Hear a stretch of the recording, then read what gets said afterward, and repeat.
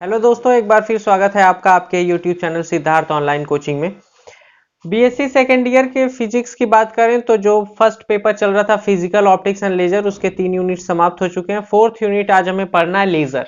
Laser क्या होता है, लेजर का इन्वेंशन कैसे हुआ, कैसे कैसे इसकी खोज आगे बढ़ी, इसके क्या क्या एप्लीकेशंस हैं। इस सब में अगर देखा जाए तो हर ओकेजन पर किसी भी पार्टी में, किसी भी डांस स्टेज पे, या फिर आईपीएल के ओपनिंग सेरेमनी में, या फिर फीफा वर्ल्ड कप में, हर जगह देखें तो चारों ओर लाइट्स और जगमगाते रहते हैं। इस प्रकार से हर विभिन्न कलर के लाइट विभिन्न प्रकार से इस पे इंसिडेंट होते हैं और विभिन्न आकृतियां बनाते रहते हैं। तो वही जो लाइट सोर्स है वो ऑर्डिनरी लाइट से, सामान्य प्रकाश से किस प्रकार भिन्न है। तो यही हमें आज पूरा लेजर के बारे में पढ़ना है कि लेजर होता क्या है। तो लेजर के अगर फुल फॉर्म की बात करें तो लेजर का फुल फॉर्म ये light amplification by stimulated emission of radiation. तो इन सब बातों को लिखा जाएगा और फिर पढ़ा जाएगा। फिर इसका इतिहास क्या है, ये शुरुआत कहाँ से हुआ, कैसे कैसे मैक्स प्लैंक से आइंस्टाइन ने इसे आगे बढ़ाया, और मेमन ने बाद में रूबी लेजर का इन्वेंशन किया। सबसे पहले फैब्रिकेटेड जो लेजर था वो था मेमन द्वारा 1960 में। उसके बाद तीन साइंटिस्ट्स को, टोनर को, बैसो को और प्रोखरो को 1964 में इसी वजह से नोबेल प्राइज से रिवार्ड किया गया, उन्हें सम्मानित किया गया, पुरस्कृत किया गया। तो शुरू से हम लोग लेजर के बारे में पूरा डिटेल पढ़ेंगे। तो लेजर क्या है? Laser is a quantum electronic device which generates electromagnetic radiations in infrared, visible, ultraviolet and X-ray region. मतलब सभी रीजन्स में इलेक्ट्रोमैग्नेटिक रेडिएशंस ये प्रोड्यूस करेंगे। जिस डिवाइस से ये प्रोड्यूस किया जाएगा उसे ही कहा जाएगा लेजर। तो 1900 में मैक्स प्लैंक ने कहा, एक थियरी लिखी, पूरा उस फोटॉन्स के बारे में उन्होंने जानकारी दी कि जो लाइट ट्रेवल कर रही है, जो सनलाइट या कोई भी लाइट ट्रेवल कर रही है आगे, तो छोटे छोटे एनर्जी के पैकेट्स के रूप में ट्रेवल करती है। इन छोटे छोटे एनर्जी के पैकेट्स को ही कहा गया फोटॉन।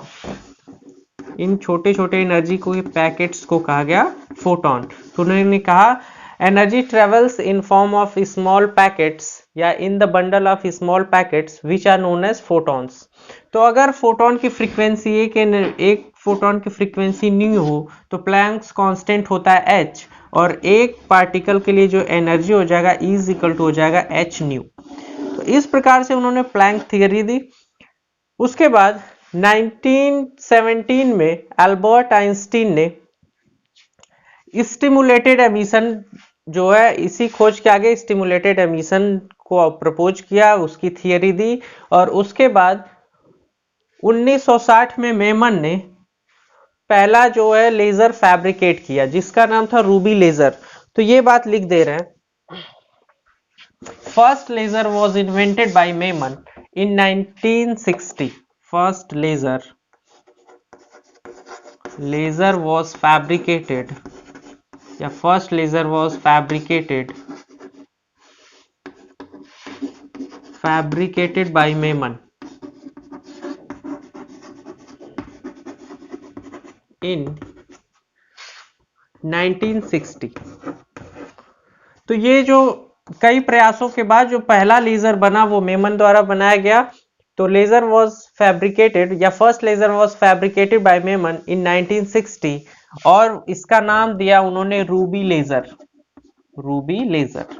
तो लेजर के टॉपिक टाइप्स के बारे में जब हम लोग पढ़ेंगे तो रूबी लेजर है जो सॉलिड स्टेट लेजर में आता है, फिर हीलियम नियॉन लेजर है जो गैस में आता है।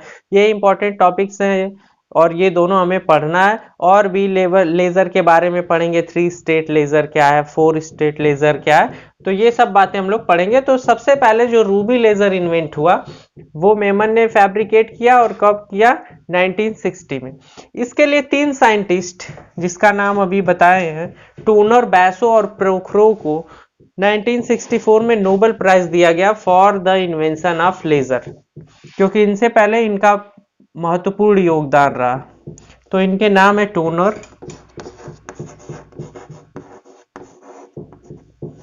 बैसो एंड प्रोखरो was awarded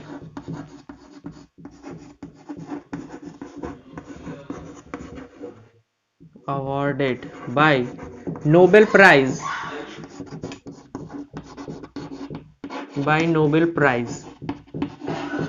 in 1964। तो 1964 में इन तीनों साइंटिस्ट को लेजर के इन्वेंशन के लिए नोबेल प्राइज दिया गया। ये सब हो गई इसकी पूरी थियरी। सबसे पहले प्लैंक से शुरुआत हुई। मैक्स प्लैंक ने 1900 में प्लैंक्स थियरी दी, जिसके अकॉर्डिंग जो लाइट है वो छोटे छोटे एनर्जी के पैकेट्स के रूप में ट्रेवल करती है, जिन्हें कहा गया फोटोन। और एक फोटोन के लिए एनर्जी है is equal to H nu, जहां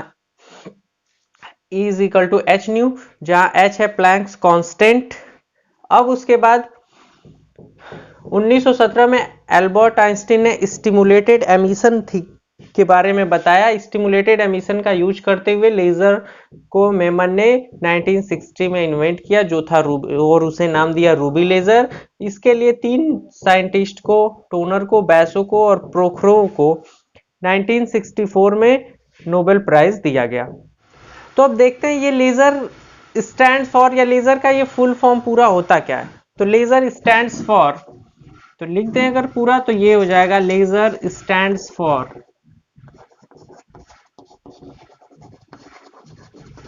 एब्रिविएशन लेजर का क्या है। तो अगर पूरा लिखें एल से, LASER, तो एल होता है लाइट, एल से हो गया लाइट, LIGHT लाइट। ए से होता है एम्प्लीफिकेशन,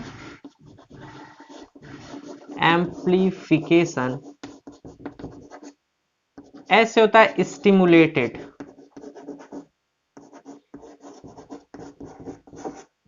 ई से होता है एमिशन, और आर से होता है रेडिएशन। पूरा फुल फॉर्म क्या हो गया? पूरा फुल फॉर्म लेजर का होता है light amplification by stimulated emission of radiation. तो ये हो गया light amplification by stimulated emission of radiation, ये है लेजर का फुल फॉर्म। तो लाइट हो गया, एम्प्लीफिकेशन मतलब होता है एम्प्लीफाई, मतलब किसी भी वीक सिग्नल को स्ट्रॉन्ग सिग्नल में कन्वर्ट करना, उसे कई गुना उसकी इंटेंसिटी को बढ़ा देना, ये होता है एम्प्लीफिकेशन। स्टिमुलेटेड मतलब होता है उद्दीप्त, इसकी हिंदी ठीक ठाक हिंदी एकदम एक्यूरेट हिंदी यही है कि उद्दीप्त। उद्दीप्त का मतलब क्या होता है? किसी भी बाहरी एक्सटर्नल सोर्स के द्वारा, जैसे फोटोन इंसिडेंट होगा और उसे उद्दीप्त कर दिया जाएगा। इस प्रोसेस से जो प्रोडक्शन होगा, जो एमिशन होगा रेडिएशन के लिए, तो उसे कहा जाएगा स्टिमुलेटेड।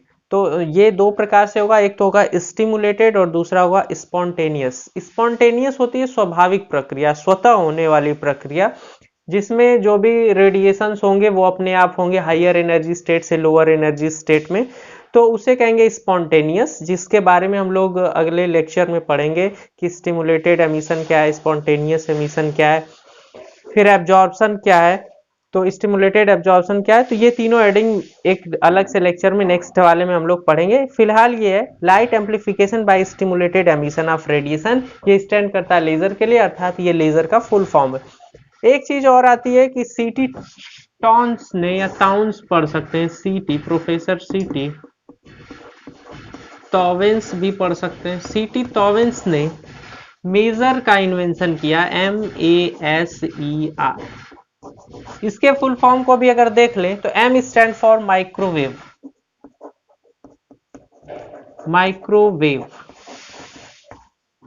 M से हो गया माइक्रोवेव।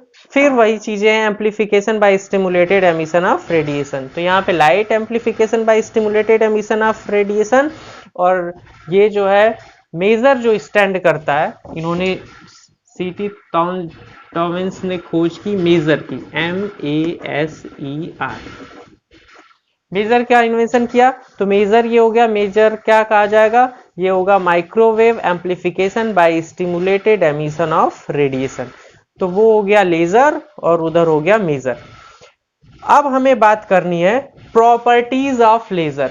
तो प्रॉपर्टीज ऑफ लेजर की बात करें तो इनकी 4 प्रॉपर्टी मुख्यतः, there are 4 properties of laser. हमें सब कुछ जो पढ़ना है वो पढ़ना है लेजर के बारे में। तो लेजर का ये हो गया पूरा फुल फॉर्म। अब इसके बात करते हैं प्रॉपर्टी की पहली प्रॉपर्टी जो है वो है मोनोक्रोमेटिसिटी की। तो मोनोक्रोमेटिक लाइट सोर्स मतलब इसमें जो लाइट होता है वो सिंगल फ्रीक्वेंसी होती है, या फ्रीक्वेंसी में बहुत कम, ऐसा तो हो नहीं सकता कि कोई चीज बहुत ज्यादा आइडियल हो, तो अगर फ्रीक्वेंसी में बहुत कम चेंज होगा, ऑर्डिनरी फ्रीक्वेंसी में ज्यादा चेंज होता है, इसमें इतनी कम फ्रीक्वेंसी में वेरिएशन होगा तो उसे कहा जाता है कि सेम फ्रीक्वेंसी के साथ वो ट्रेवल करेगी। तो इसमें जो पहली प्रॉपर्टी वो है मोनोक्रोमेटिसिटी।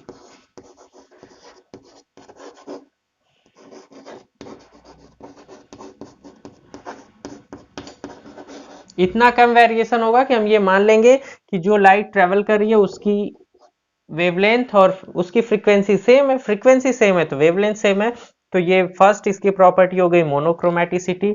दूसरा है हाई इंटेंसिटी, जो लाइट इंसिडेंट करेगी पर यूनिट एरिया पे जो एनर्जी होगा उसका वो बहुत ज्यादा होगा, तो इसे कहेंगे हाई इंटेंसिटी।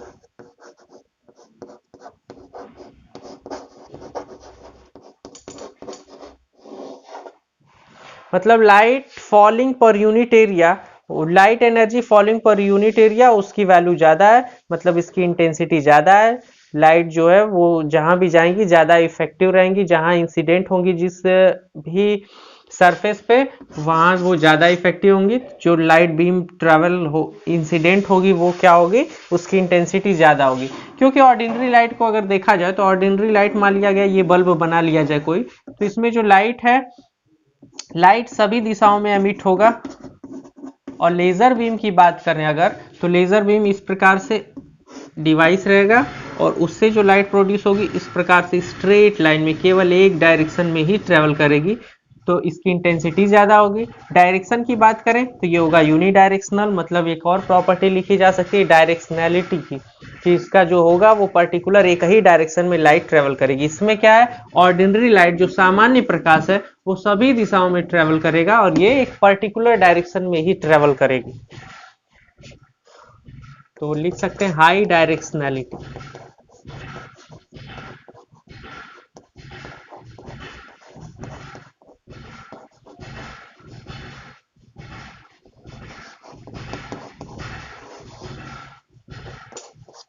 हाई डायरेक्शनैलिटी मतलब पर्टिकुलर डायरेक्शन में ही ये जो लेजर बीम है यहाँ से प्रोड्यूस होते ही ये स्ट्रेट लाइन में सीधे ट्रेवल करेगा, और जो ऑर्डिनरी लाइट है वो सभी दिशाओं में ट्रेवल करता है। एक लास्ट बात करें अगर, तो हाई कोहेरेंस, हाईली कोहेरेंस या हाई कोहेरेंस।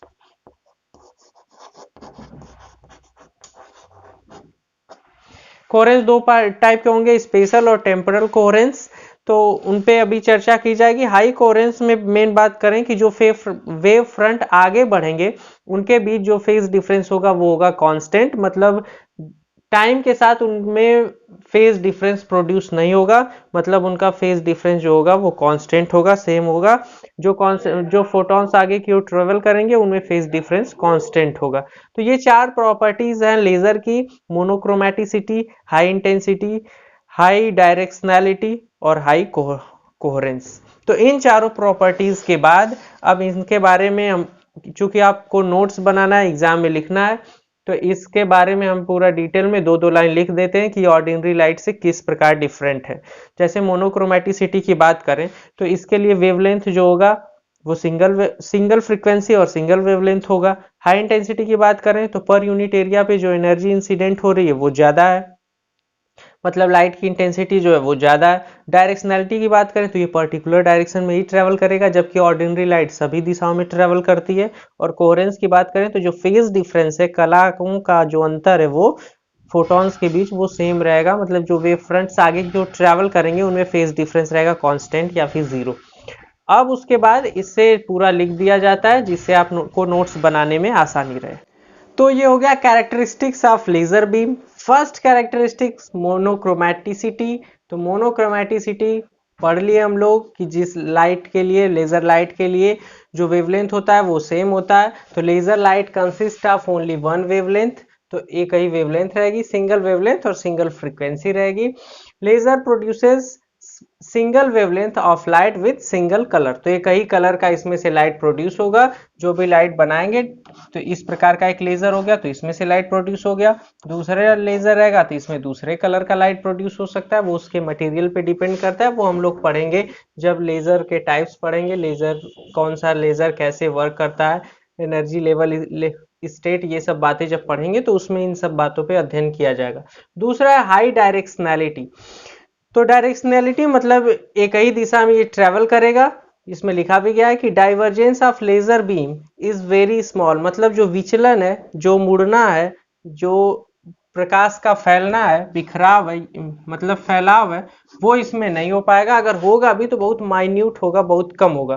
तो divergence of laser beam is very small, ये एक डायरेक्शन में ही ट्रेवल करेगी इसी प्रकार से, न कि ये कुछ दूर बाद जाके ऐसे फैलने लगे। तो होगा तो बहुत माइन्यूट होगा, मतलब लेजर बीम में डाइवर्जेंस नहीं होगा। Beam is unidirectional and can be transmitted to very long distance without appreciable reduction in intensity। तो इसमें क्या है कि बीम जो है यूनिडायरेक्शनल है। यूनिडायरेक्शनल है, एक ही डायरेक्शन में जब ट्रेवल कर रही है तो लॉन्ग डिस्टेंस ट्रेवल कर सकती है। तो इसीलिए एप्लीकेशन में भी इसका एक उपयोग है कि लॉन्ग डिस्टेंस कम्युनिकेशन के लिए भी इसका उपयोग किया जाएगा।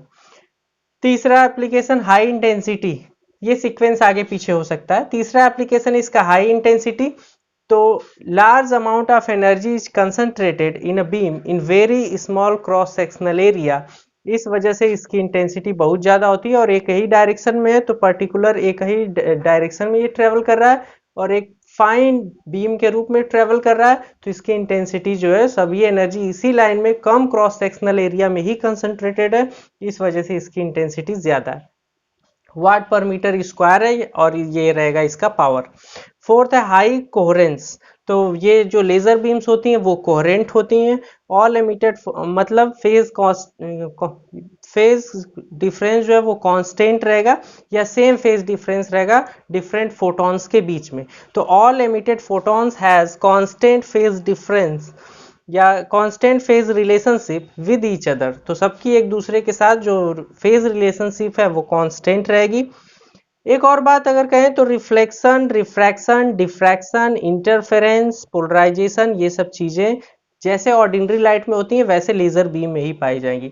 एक वर्ड और आया होगा कि कॉलिमिनेटेड। कॉलिमेटेड क्या होता है? तो कॉलिमेटेड मतलब है वन डायरेक्शनल और नॉन स्प्रेडिंग। मतलब जो लाइट वन डायरेक्शनल है, ये कहा भी क्या है कि लेजर बीम की डायरेक्शनैलिटी हाई होती है। और दूसरा नॉन स्प्रेडिंग, ये स्प्रेड नहीं करेगा, डाइवर्जेंस इसमें नहीं होगा। तो ये दोनों बातें मिला के लेजर बीम को कहा जाता है कोलिमेटेड लेजर बीम। तो कोलिमेटेड मतलब होगा one directional and non spreading. अब बात करते हैं इसके एप्लीकेशंस की कि इसका यूज कहाँ कहाँ। तो अगली हेडिंग लिखते हैं एप्लीकेशन ऑफ लेजर बीम। तो एप्लीकेशन ऑफ लेजर बीम की बात करते हैं तो फर्स्ट एप्लीकेशन लिख दिया इसका इन डेली लाइफ। इन डेली लाइफ जैसे हम बिग बाजार में जाते हैं, शॉपिंग मॉल्स में जाते हैं, कोई वस्तु खरीदते हैं तो उस पे एक बार कोड बना हुआ है। इस प्रकार से जो बना हुआ होता है वो बार कोड है और उसमें लगा हुआ है एक बार कोड स्कैनर। एक मशीन होती है bar code scanner. Barcode scanner, तो बारकोड स्कैनर क्या होता है? बारकोड स्कैनर एक मशीन है जो बारकोड पे ऐसे लगा के स्कैन कर लिया जाता है वहां के कर्मचारियों द्वारा, वर्कर्स द्वारा, और तुरंत बिल निकाल के हमें पकड़ा देते हैं। तो तुरंत एक सेकेंड में पूरा उसके डिटेल मिल जाती है। तो ये हो गया बारकोड स्कैनर में। दूसरा हो गया laser printer. Laser printers use किए जाते हैं। लेजर प्रिंटर्स, लेजर प्रिंटर्स क्या करते हैं? स्कैन करने के साथ साथ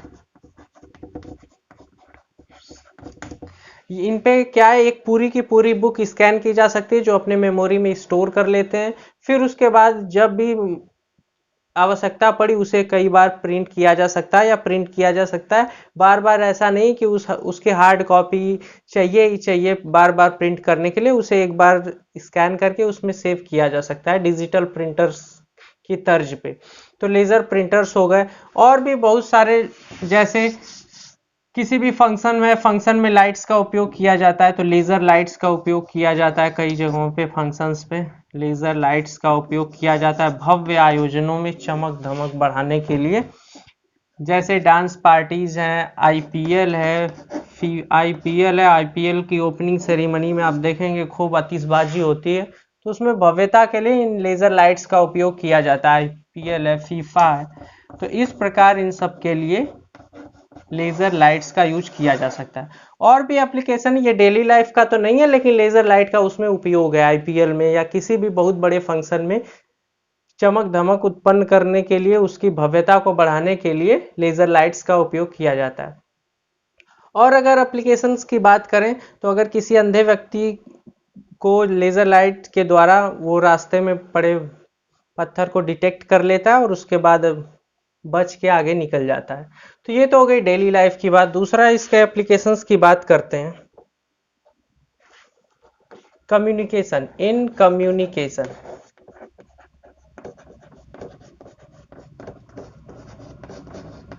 इन कम्युनिकेशन, तो कम्युनिकेशन की अगर बात की जाए तो जो बीम है, जो लेजर बीम है, उसकी डायरेक्शनैलिटी बहुत हाई है। हाई डायरेक्शनैलिटी होने के नाते वो क्या करती है, बहुत दूर तक ट्रेवल कर सकते हैं। इसलिए लार्ज मैसेज को मॉड्यूलेट करके इसे ट्रांसमिट किया जा सकता है। लार्ज डिस्टेंस कम्युनिकेशन किया जा सकता है टीवी से, रेडियो से। और इसमें उपयोग किया जाता है ऑप्टिकल फाइबर केबल। कम्युनिकेशन के लिए ऑप्टिकल फाइबर केबल का भी उपयोग किया जाता है। ऑप्टिकल फाइबर केबल, तो रेडियो, टीवी एक्सेट्रा में कम्युनिकेशन पर्पज से ये यूज किया जाता है। तीसरा अगर एप्लीकेशन की बात करें, इन इंडस्ट्री या इन इंडस्ट्रीज, तो इन इंडस्ट्री की बात करें तो इंडस्ट्री में ये मैकेनिकल इंडस्ट्री में यूज हो सकता है, कंप्यूटर डिपार्टमेंट में यूज हो सकता है, दूसरा इलेक्ट्रिकल में भी यूज हो सकता है, इलेक्ट्रॉनिक्स में भी यूज हो सकता है। तो सभी इंडस्ट्रीज में यूज हो सकता है। मैकेनिकल इंडस्ट्री की अगर बात करें तो इसमें हार्ड मेटल्स को काटने के लिए, कटिंग के लिए, कटिंग, वेल्डिंग, हीट ट्रीटमेंट, मतलब उसे क्या करना, कटिंग हो गया, वेल्डिंग हो गया, उसे मेल्टिंग,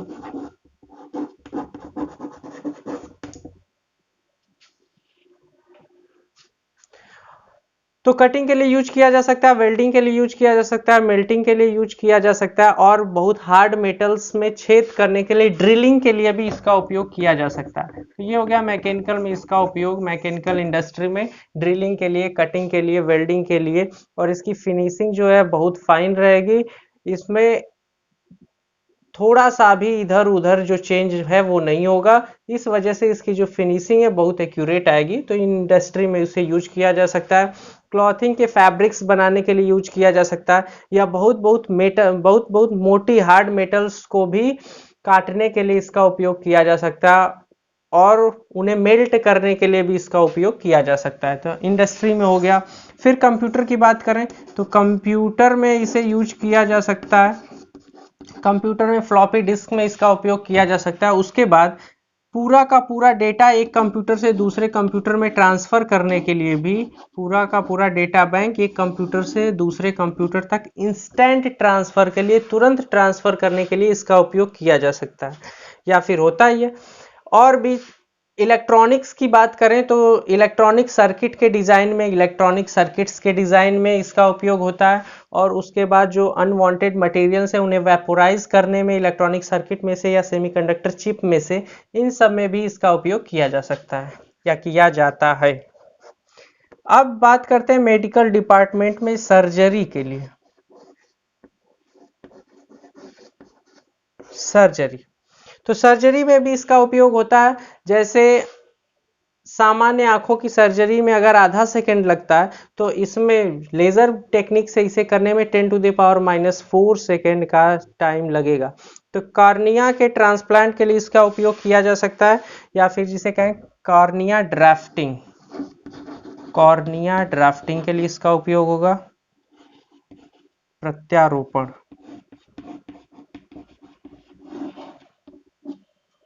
आई ट्यूमर के लिए, eye to remove eye tumour, to remove eye tumour.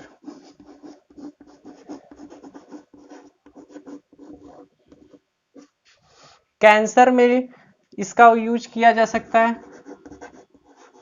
In the treatment of cancer.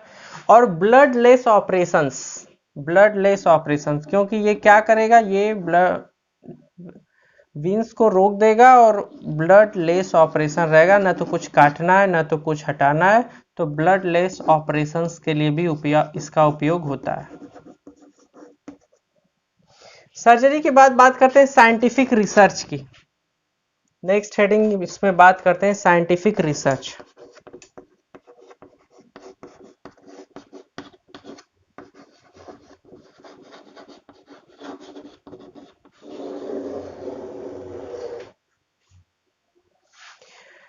तो साइंटिफिक रिसर्च में जैसे मॉलिक्यूलर स्पेक्ट्रा फाइंड करने के लिए इसका उपयोग किया जा सकता है, molecular spectra to get accurate idea of molecular spectra.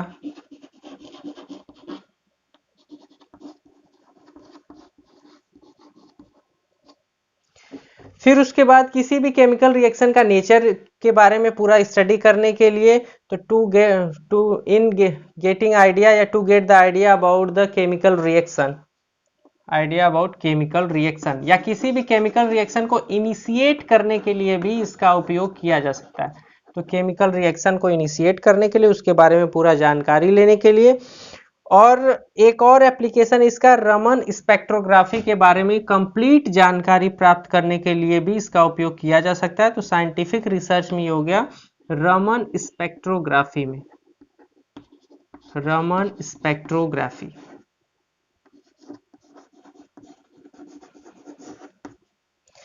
फिर और इसका एप्लीकेशन लिख सकते हैं मिलिट्री में। मिलिट्री में डिफेंस के लिए किसी भी कोई दुश्मन का जहाज है या मिसाइल है, उसे डिटेक्ट करने के लिए और डिस्ट्रॉय करने के लिए इसका उपयोग किया जा सकता है। To detect and destroy missiles of enemy, to detect and destroy,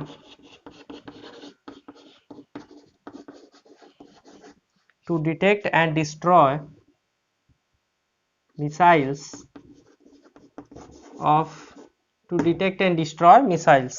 तो इसमें लेजर गन का उपयोग किया जाता है, लेजर राइफल्स हैं, लेजर बम हैं, सब बनाया गया है। Laser gun, laser rifle, laser bomb. Space की अगर बात करें तो स्पेस में किसी भी रॉकेट को लॉन्च करने के लिए, उसे कंट्रोल करने के लिए भी इसका उपयोग किया जा सकता है। तो इसे भी लिख दें, to control and guide, to control and guide rocket and satellites, rocket and satellites.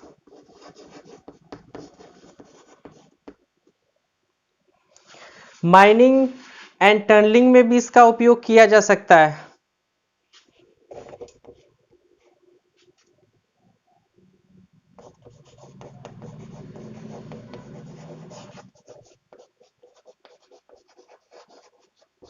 तो बहुत सारे इसके एप्लीकेशंस हो गए। बहुत ज़्यादा लॉन्ग डिस्टेंस, जैसे सन से मून, जैसे अर्थ से मून का डिस्टेंस अगर मेजर करना हो तो इसका उपयोग किया जा सकता है लेजर बीम का। तो to measure in measuring large distance, तो इसमें भी इसका उपयोग किया जा सकता है। बाकी बहुत सारे इसके हजारों एप्लीकेशंस हैं जो डेली लाइफ से लेके पूरा ह्यूमन लाइफ को सजाने संवारने में इनका उपयोग किया जा रहा है। तो ये हो गए पूरे इसके एप्लीकेशंस। अब हमें पढ़ना है स्पॉन्टेनियस और स्टिमुलेटेड के बारे में। उसमें होगा एब्जॉर्प्शन और होगा उसमें एमिशन। तो तुरंत मिलते हैं अगले वीडियो में। Thanks for